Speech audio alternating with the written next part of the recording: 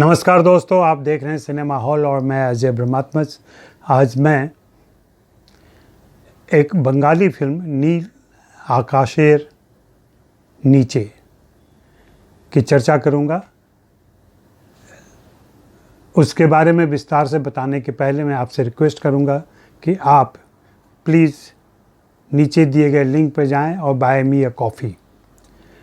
पिछले हफ्तों में मेरे वीडियोज़ पर कुछ दोस्तों ने कॉफ़ी भेंट की और उपहार के तौर पर मेरी पुस्तक जवाब देंगे हम भी पाई है। आप भी इसमें शामिल हो सकते हैं। बस नीचे दिए गए लिंक पर जाकर आपको मेरे लिए कॉफ़ी ख़रीदनी है और यह पुस्तक आपको उपहार में भेज दी जाएगी। और साथ ही इस तरीके से आप मेरे इस प्रयास की मदद भी करेंगे।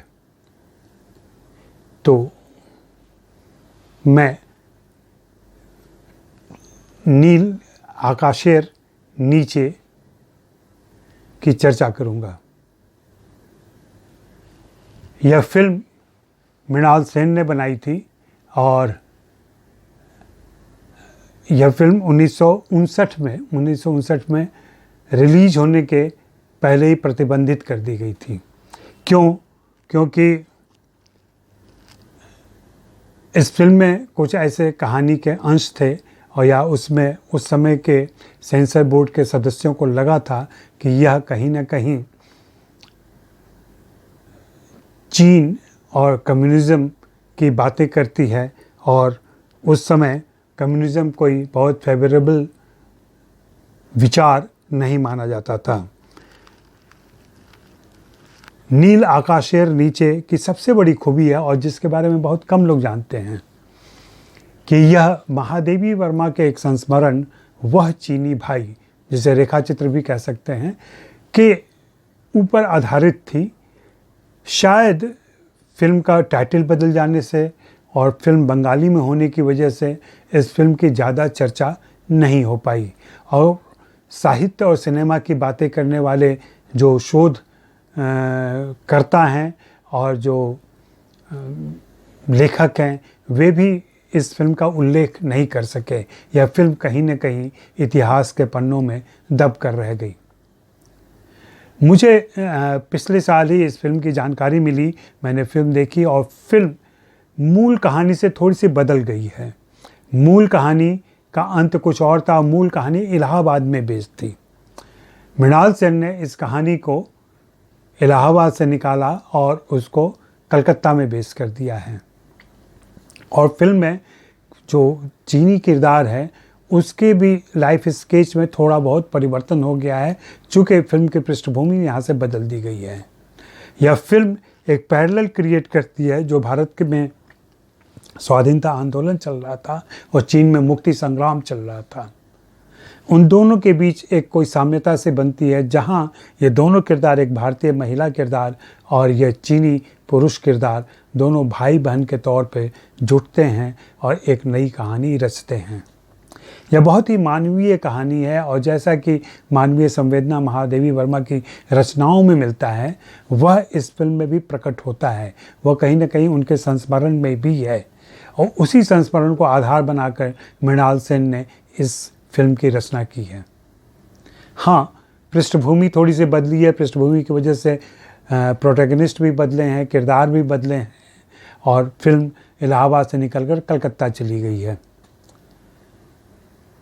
लेकिन यह फिल्म कहीं न कहीं उस सादृश्य को उपस्थित करती है जो भारत और चीन के बीच एका महसूस कर रही थी, क्योंकि दोनों ही देश अपने जकड़न से निकलकर आज़ाद होने की प्रक्रिया में थे और इसके लिए वे संघर्ष कर रहे थे। यह कहानी बहुत ही आसान सी है। एक चीनी कपड़े बेचने वाला है जो कलकत्ता आ चुका है। चीन से माइग्रेट करके वह कभी रंगून गया था, उसका परिवार रंगून से अभी कलकत्ता आ गया है और कलकत्ता में ये लोग बेचते हैं कपड़े। वह एक दिन फिल्म की नायिका के घर के पास आता है, वहाँ वो कपड़े बेचने की कोशिश करता है। तब नायिका उसको कहते भाई कपड़े नहीं चाहिए। इस भाई संबोधन से अपने परिवार, अपने घर से बिछड़ा वह चीनी युवक इतना आर्द्र होता है, उसके मर्म को यह संबोधन इतना स्पर्श करता है कि वह अपनी बहन उसे बना लेता है।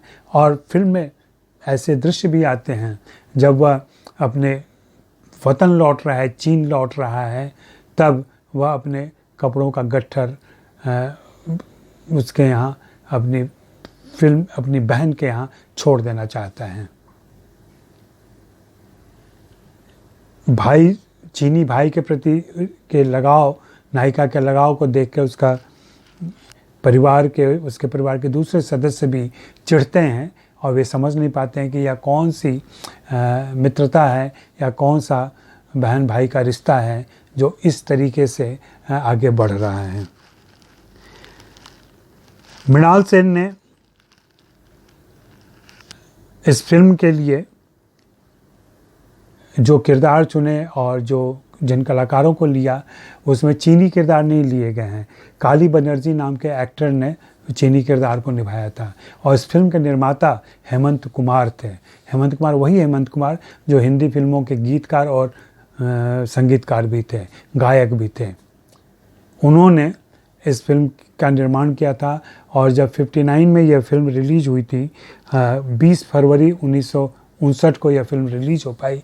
हालांकि उसके पहले सेंसर ने इसको प्रतिबंध लगा दिया था, लेकिन बाद में जब दिल्ली के नेताओं ने इस फिल्म को देखा और उन्होंने महसूस किया कि इस फिल्म में ऐसा कुछ भी नहीं है, तो फिल्म को रिलीज़ की अनुमति मिली और यह फिल्म तत्कालीन प्रधानमंत्री और राष्ट्रपति और तमाम गणमान्य नेताओं को दिखाई गई थी, जहां हेमंत कुमार ने इसका आयोजन दिल्ली में किया था। तो इस फिल्म की चर्चा करने का खास उद्देश्य यही है कि जो सिनेमा और साहित्य के रिश्तों की बात करने वाले पाठक हैं, दर्शक हैं और अध्येता हैं, उनको यह फिल्म ज़रूर देखनी चाहिए और अपने साहित्य और सिनेमा के डिस्कोर्स में इस फिल्म को शामिल करना चाहिए। मेरी यही गुजारिश रहेगी और मैंने इसी प्रयास में यह फिल्म देखी थी और आपके लिए उसका विवरण मैंने पेश किया। बाकी अब आपकी मर्ज़ी, फिल्म देखें ना देखें, लेकिन यह काम करना मुझे ज़रूरी लगा। तो आज इतना ही और चलते चलते फिर से मैं याद दिला दूं कि नीचे दिए गए लिंक से जाकर बाय मी अ कॉफ़ी और मेरी पुस्तक जवाब देंगे हम पार्ट 2 का उपहार आपके लिए हाजिर है। शुक्रिया, मेहरबानी, धन्यवाद।